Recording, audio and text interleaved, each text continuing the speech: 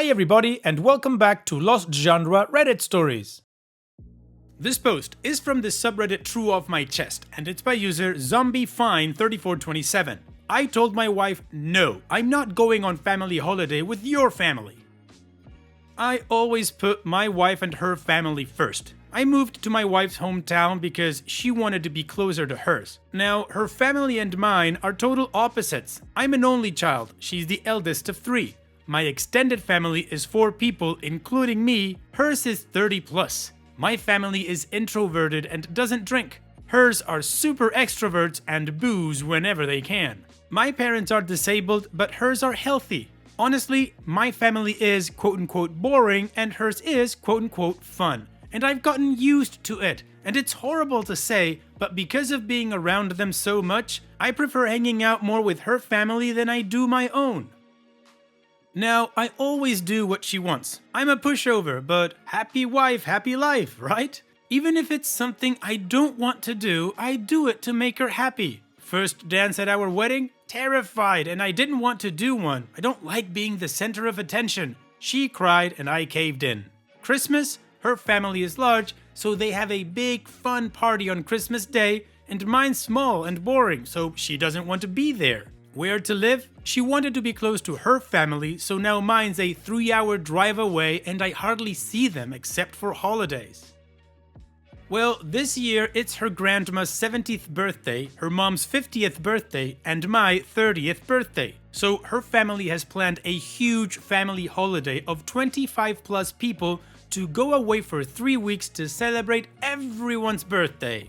The catch is, it's not on anyone's birthday except mine. We'd fly home 1 day after my birthday. Obviously, my parents want to see me on my 30th birthday and have said they're upset because, as usual, I'm pandering to her family and they're being left out again. I want to spend time with my family, especially as I only really see them on birthdays. I'm used to their boringness, but in order to do that, apparently, I'm ruining her family trip. But if I go on the trip, I'm putting my family second again and further damaging that relationship. My parents are older and disabled, and my gran has early onset dementia, so they don't have much time compared to hers. Also, we can't get a shorter holiday and we can't go at another time of the year because of work and school commitments. So I told her no. For the first time ever, I told her no, I'm not going. You can, but I'm staying here. I'm an adult and I want to spend my birthday with my family. To which she replied, I am your family. Then she stormed off and is not taking it too well. She's acting like a spoiled child, crying, screaming, calling her mom to say she can't go now because I'm not going. So now her family thinks I'm a massive douche and none of them can see that I have another side to my family. She's packed a bag since I started writing this and she says she's going to stay with her mom until I make up my mind about what's more important, my family or hers. I have no idea what to do. I just needed to vent. Well, OP, first things first. Both of you bear responsibility for the whole thing. Yes, your wife is acting like a spoiled child, and her packing a bag and going to her mom's with that kind of ultimatum is the equivalent of a kid holding their breath until they get some ice cream. And even though her reaction is absolutely childish, I believe you also bear responsibility because you've never been assertive about what you want. Apparently, this is the first time you've ever asked her to compromise on anything. You've always let her have what she wants, so of course she feels entitled to anything. Happy wife, happy life? That is one of the most idiotic things I've ever heard. And the first time I heard it was in a horrible Transformers movie. I think it was number 3, the one with the moon. It doesn't really matter. The thing is, if you follow that guideline, it's the best way to become resentful and destroy your relationship. So the way I see it, there's 3 possible scenarios and they're all make it or break it. The easiest would be you once again cave and then become really resentful, eventually destroying your marriage. The second one is, there is no more marriage. You tell your wife, well then just go on holiday, I'm out. And the last one is, you talk to your wife, try to get her to see things from your perspective, see if she actually can do that, and work on it together. Communicate and compromise. And what do you guys think about this whole situation? What would you do if you were in OP's shoes, or what would your advice be? Let me know in the comment section, and now let's move on to the community comments to see what they said. Ghost Wipes says, "Dude, this woman is nutso. If she can't see you have a family as well outside of her, that's crazy. One time you decide to choose yourself and she leaves? Let her go to her mom's. Stand tall. I'm not saying divorce or anything wild like you will probably see, but come on, she's being ridiculous. Enjoy your birthday with your family. If she gives you more crap, come back at her for ruining your 30th birthday party. She didn't give a crap that it was during the trip, did she? Did she even ask you how you felt about going?" Public Aggressive 5410 says, "She is being emotionally manipulative. She is used to you caving into her demands and expectations. Truthfully, you should have taken a stand before this. Not only is your wife used to you being spineless, her family is too. While her family may be more fun, it is not right that your family constantly takes a backseat to hers. This should have been addressed before now, especially when your parents are elderly and not in good health. Holidays should be alternated, and your wife needs to grow up and learn how to compromise instead of being so selfish." As far as her family, I would say something like this. While I care deeply about you as family, I also have my own family that I love very much. I am saddened by the fact that you all think it is okay to push my elderly parents, who are not in good health, to the side to go on vacation with you. I have always spent my birthday with my parents, and this is a tradition that I choose to continue. I am insulted by the vile texts I have been sent by some of you. This shows what you truly think of me and hurts me deeply. If all you can do is insult me for wanting to spend time with my sickly elderly parents, then shame on you, and I would prefer that you do not contact me unless you can be kind. You need to grow a spine and start setting some boundaries with your wife and her family. Good luck." Weird Groovy Nerd says, "Let it play out. You've never set boundaries before, and she doesn't like this one. Don't argue with her or try to convince her. Speak gently, but hold your ground." Art Needs More Floof says, "You need to send out a group email or text to all her family. I love my wife and I love her family, but I love my family too. I agreed to move to my wife's hometown and be 3 hours away from my family because it was important to her.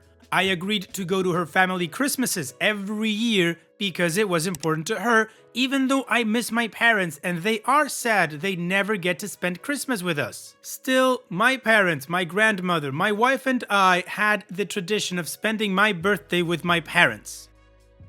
While this family vacation is a nice thought, it comes at the price of damaging my relationship with my parents, and that is a price I refuse to pay. Even though I love my wife and my in-laws and I respect and encourage their relationship, I am saddened that they do not show the same care and respect to me and to my relationship with my parents. I offered to let my wife go alone on this vacation, but she refuses and left our marital home to stay with her parents to try to force me to abandon my parents. I am appalled at her selfishness and at your enablement of her selfishness. I am hurt at your lack of empathy for my desire to spend time with my parents, and Gran is not in the best of health, and to make joyful memories with them while I can. I am hurt that you refuse to acknowledge that I too have a family I care for and love besides you. I will not be attending your family vacation, and anyone who tries to scold or berate me for this will be blocked." Well, the community agrees. OP needs to stand his ground. He is doing the right thing. Now, OP only gave us 2 comments, and both of them were updates, so it's time that we move on with the first one. But of course, it's also that time where I recommend another one of my playlists, like this one, that I'm sure you will enjoy because it only has stories with updates on them. Now, let's move on to the update. Wow, I only wanted a place to vent and didn't expect such a response. Just to clear a few things up. I love my wife and I'm not going to divorce her over this. She does so much for me and is normally a kind and loving person. We've been together for 6 years and married for 18 months. We don't have kids but are trying. We live in the UK, and the reason why we can't go at any other time is because of the UK laws on taking children out of school during term time for holidays. So it's been planned during the autumn break so the parents don't get fined. So, I woke up this morning to the following text from her mom.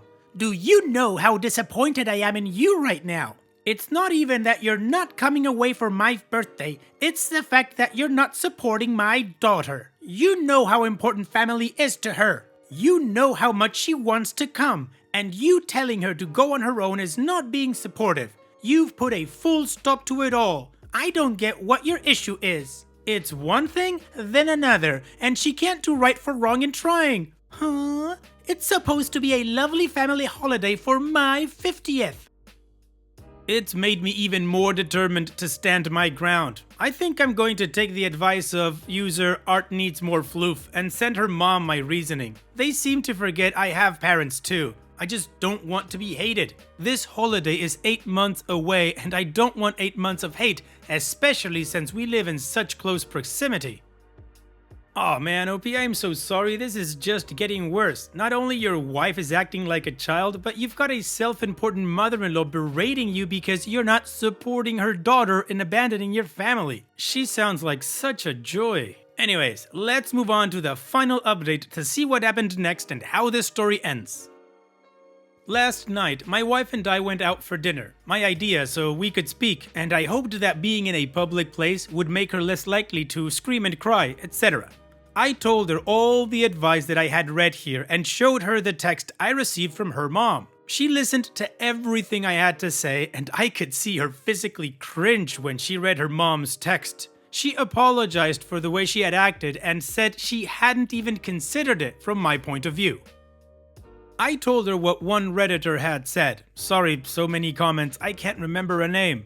If we're doing this for 30, 50, 70, what's going to happen at 40, 60, 80 or 50, 70, 90? Are we going to have this spoiled child situation when she's nearly 40, or are we going to leave it behind now that she's in her 20s? She told me her family had all gotten together to book the trip the night she left, and she felt crappy because I said we weren't going, so now no one had booked until I'd finished throwing my toys out of the pram.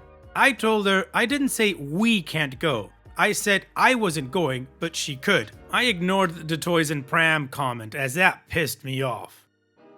I reminded her that her mom's actual birthday was 2 weeks before we fly, and her nan's birthday is in 2 weeks from now. She'll get to spend time with them, have a party, etc. on the actual days, and that's something I want for myself too.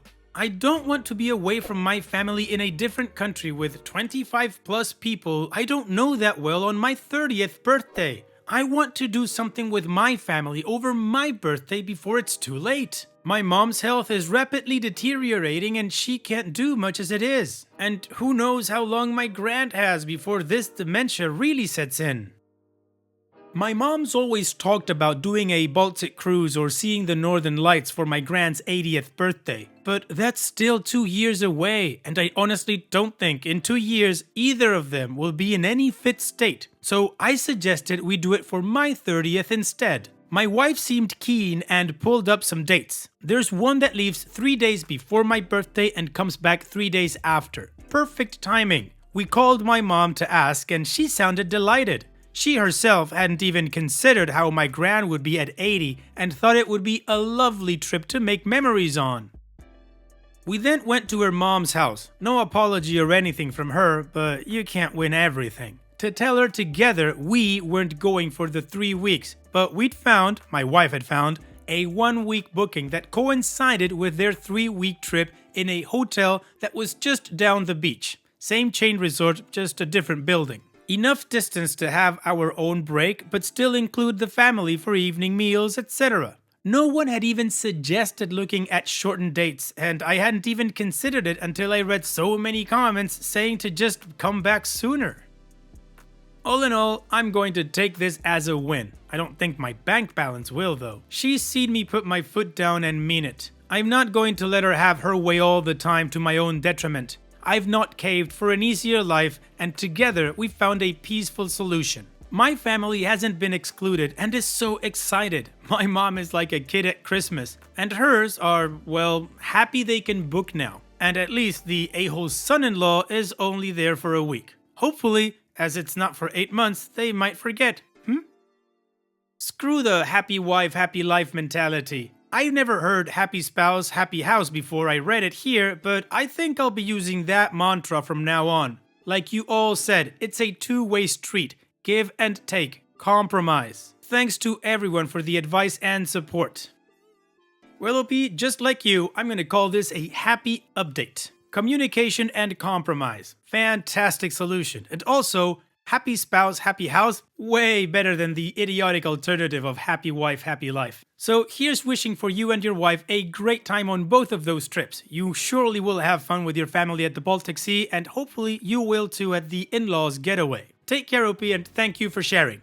Now let's finish this video with a mood booster post.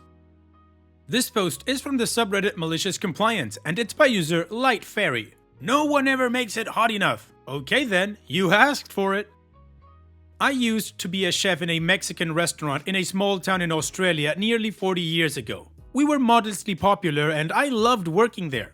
One night, a young man came in to dine with a young lady. It was very obviously a first date. They ordered nachos to share with a side of jalapenos for their entree, and he ordered a steak Veracruz, hot, for his main, and the young lady ordered a chicken burrito, mild, for hers. I, as I usually did throughout the night, would walk around the tables and ask if people were enjoying the food. After the nachos, I checked on them, and the young man informed me that the chili that accompanied the nachos was not hot at all and that he loved hot food. I was informed that he had traveled extensively and had eaten some of the hottest foods in the world and that no one ever made a dish too hot for him. He reiterated that he wanted his steak main extra hot. To be honest, I found him to be pompous and rather obnoxious in the way he was speaking down to me and found myself taking a disliking to him. I will add at this point that the young lady was looking a little uncomfortable and I got the impression her date was not going as she had expected. I headed to the kitchen. I made her a lovely chicken burrito while putting together his steak. He wanted it hot, he was going to get it. Our steak Veracruz was usually a steak cooked and topped with our house tomato sauce base with some capsicums, bell peppers for you Americans, and onions with a touch of chili. On this occasion, I set to work. Keep in mind this was Australia back in the 80s and we did not get a lot of different chilies back then, and jalapeno was considered hot by most Aussies' palates.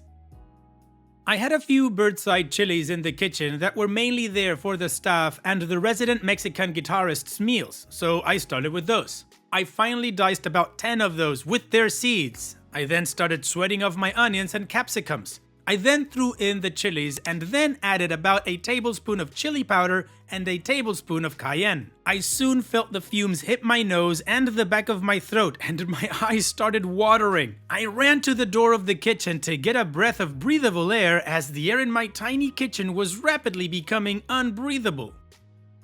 I ran back to my pan and put a ladle of the house tomato sauce in. I then let that simmer for a few minutes. I then added some chopped up jalapenos from a jar in my fridge and thought, why not? And in went a bit more chili powder. I then put the flash fried steak in to finish it off in the sauce. I served it all up on a plate with some rice, served up the chicken burrito, and hit the bell for the waitress to serve it to the table. The waitress came back and told me that as she placed it in front of him, he said, "This had better be hot." She assured him the chef had done as he requested. I went to the door of the kitchen, joined by my waitress, to watch the show unfold, and unfold it did. I watched with glee as he sliced the steak, took a piece on his fork, and with a smug look on his face, put it in his mouth. He took a chew and then realized his mistake. I saw it, that moment when his face changed, but he was trying so hard not to show it. He couldn't. He was on a date and he had bragged so hard and now he had to go through with it. He ate the steak. I could see every ounce of pain on his face. He struggled hard. His date watched him with a slight smile on her lips and I got the impression that she was thoroughly enjoying his pain. He went through several jugs of water. He sweated. He barely spoke. He looked damn uncomfortable. At the end of the meal, I came out of the kitchen and asked him if he had enjoyed his meal. His words? Could have been hotter. He never came back. His date? She became a regular and told us he was an insufferable fool and she never saw him again. I have no regrets other than I wish Carolina Reapers had been around then. OP, this must have been so satisfying for you. Although I do have to add, as we say in my country, murió con las botas puestas, which means he died with his boots on. Yes, he absolutely behaved like an obnoxious douche and deserved to get dumped and deserved the hot punishment. but he ate the steak and then doubled down. So I think he deserves tiny props for that. Thanks for sharing, OP. And that's it for today's video. Thank you so much for taking the time to watch it. Now, if you've gotten to this point in the video, I assume that you like these stories that I'm reading out, so here are a couple more that you might enjoy. And if you don't have any time to watch another story right now, save it for later, and also, don't forget to hit that subscribe button.